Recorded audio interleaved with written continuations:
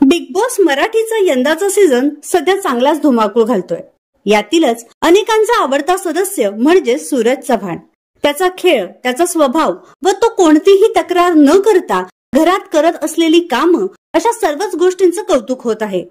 अशातच तमाम महाराष्ट्राचं प्रेम मिळवणाऱ्या सूरजच्या चाहत्यांसाठी मोठी आनंदाची बातमी समोर आली आहे। कारण आता सूरज लवकरच एका नवीन मराठी चित्रपटातून प्रेक्षकांच्या भेटीस येत आहे। त्याच्या या आगामी चित्रपटाचे नाव आहे राजा राणी। या चित्रपटात तो विनोदी भूमिका साकारताना दिसणार आहे। त्यामुळे या सिनेमातून सूरज मोठा पडदा गाजवणार हे नक्कीच। येत्या 18 ऑक्टोबर 2024 ला हा चित्रपट संपूर्ण महाराष्ट्रात रिलीज होणार आहे।